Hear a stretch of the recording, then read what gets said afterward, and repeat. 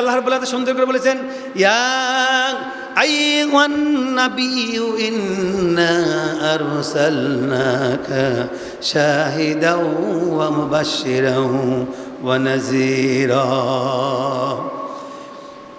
ইন্না নিশ্চয় আরসালনাকা প্রেরণ করেছি শাহিদা ও সাক্ষী রূপে, মুবাশশিরাও সুসংবাদদাতা হিসাবে, ওয়া নাযীরা এবং সতর্ককারী রূপে।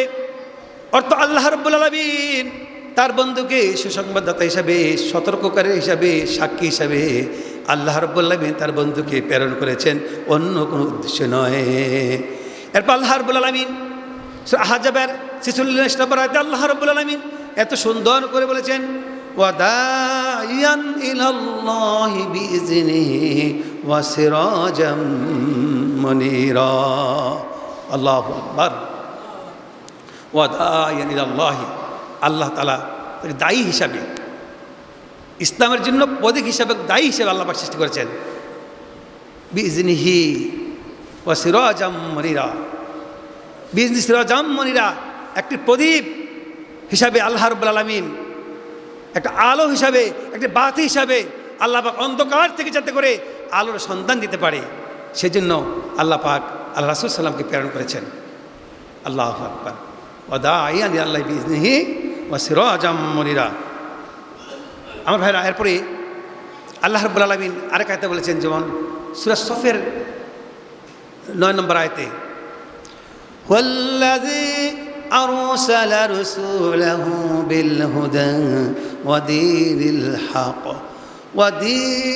হক লিইয়ুযহিরাহু আলাদ দীনি কুল্লিহি ওয়ালাউ কারিহাল মুশরিকুন। আল্লাহ রাব্বুল আলামিন এত সুন্দর করে বলেছেন সূরা সফের ৯ নম্বর আয়াতে, হুয়াল্লাযী, যিনি আরসালা প্রেরণ করলেন রাসূলাহু বিল হুদা, অর্থাৎ সঠিক দিন দিয়ে, সঠিক হেদায়েত দিয়ে,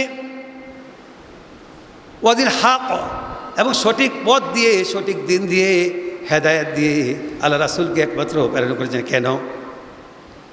লিইয়ুযহিরাহু আলাদ-দীনি কুল্লিহি ওয়ালাউ কারিহাল মুশরিকুন, যাতে করে দিনের বার্তাগুলি মানুষকে পৌঁছাতে পারে, দিনের এসএমএসগুলি মানুষকে পৌঁছাতে পারে একমাত্র সঠিক দিন দিয়ে, হেদায়েতের বার্তা দিয়ে। আল্লাহ বলছেন, রাসূলকে আমি হেদায়েত দিয়েছি, অন্য কাউকে এই কথা বলে নাই যে হেদায়েত আপনার আমার হেদায়েত, কিন্তু বলতে পারি যে আমাদের হেদায়েত হতেও পারে, নাও হতে পারে, কিন্তু আল্লাহ পাক হেদায়েত দিয়ে রাসূলকে প্রেরণ করেছে। কেন? সঠিক বিধান দিয়ে, সঠিক সংবিধান দিয়ে, হকে সত্য মিথ্যার পার্থক্য করে হকটা